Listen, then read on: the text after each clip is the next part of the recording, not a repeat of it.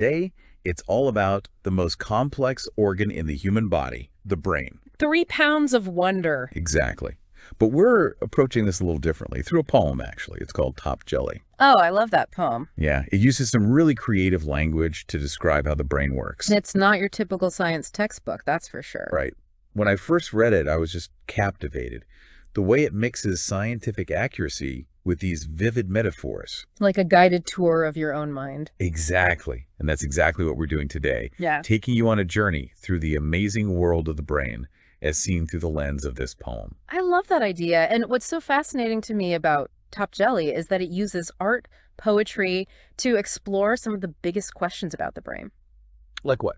Well, for starters, how did something so intricate even evolve? How does it give rise to consciousness, our emotions, our very ability to think? Big questions. And then there's the flip side.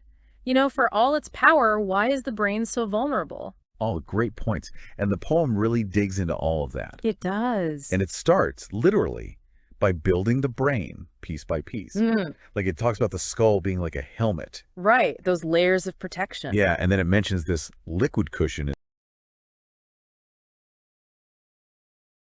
inside. Protecting the brain from bumps and jolts. Exactly. And then there's this word convolution. Yes. I had to look that one up, I'll admit. But it turns out it's referring to those wrinkles and folds you see on the surface of the brain. Making it look like a walnut. Yeah, like a walnut. And those folds, they're not just there for looks. Not at all. That increased surface area is what gives the brain its massive processing power. So more wrinkles, more brain power. You got it. And think about this. The poem is describing something that's been shaped over millions of years of evolution. The brain you have right now, it's the product of that incredible journey.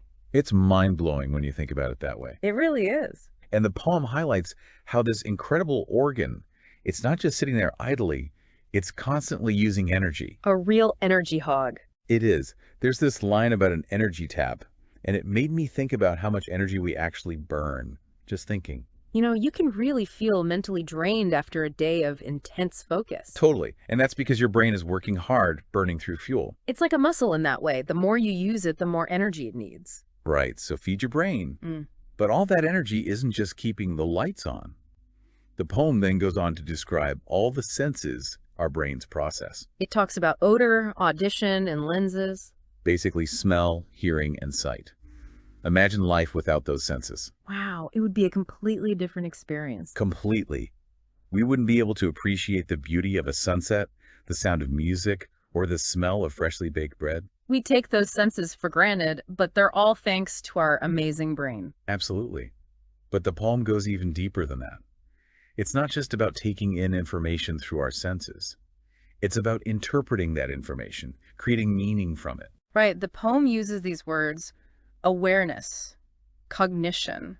These are the higher level functions that really make us human. It's the difference between just seeing light and understanding what you're looking at. Exactly. Like recognizing a face or interpreting a work of art. Those are all complex processes happening in the brain. And then there's this one line that really stuck with me about the brain's ability to achieve all of its wishes. I mean, that speaks to how powerful our brains are, how they drive our motivations and desires. Oh, absolutely. But I think the poem is also hinting at something a bit more complex there. How so?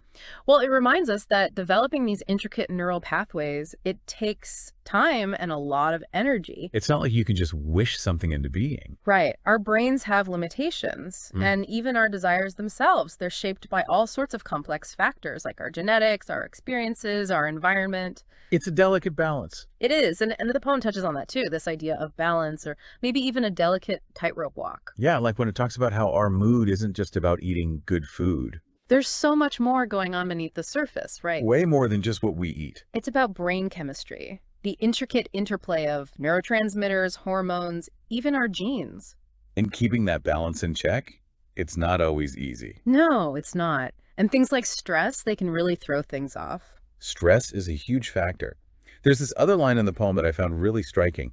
It talks about how oxygen is allowed into the brain, but the red substance is kept out. Ah, that's a powerful image. It's highlighting the vulnerability of the brain. In what way? Well, unlike other organs, the brain doesn't have a direct blood supply.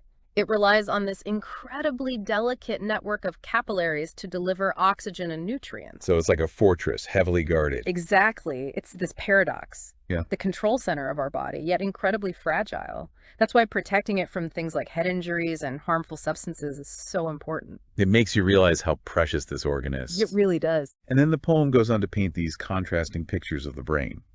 At its best, it's discerning the best among rare vintage wines.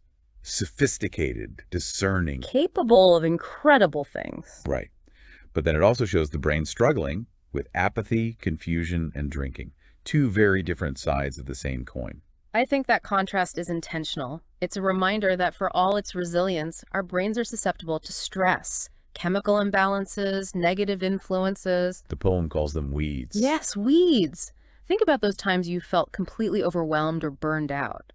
That's your brain struggling to cope. We've all been there. But then there's this glimmer of hope. The poem mentions magnetic resonance and how it can unlock solutions for mental health challenges. That's such a powerful image. What do you make of that line? Well, I see it as a nod to the incredible potential of brain imaging and research.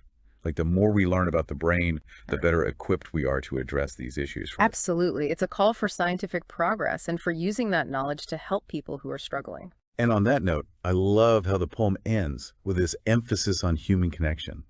It urges us to befriend some anew. It's bringing it all back to the bigger picture of brain health. Social connection, feeling supported and loved, those aren't just nice to haves. They're fundamental to our well-being. It's about nurturing our brains, not just through diet and exercise, but through meaningful relationships. Exactly. So after this deep dive into Top Jelly, what's the takeaway? For me, it's a reminder that the human brain is this incredibly complex, powerful, and vulnerable organ, capable of so much, but it needs care and attention. I completely agree. And even with all our scientific advancements, the brain is still a mystery in many ways. This poem encourages us to keep learning, keep exploring,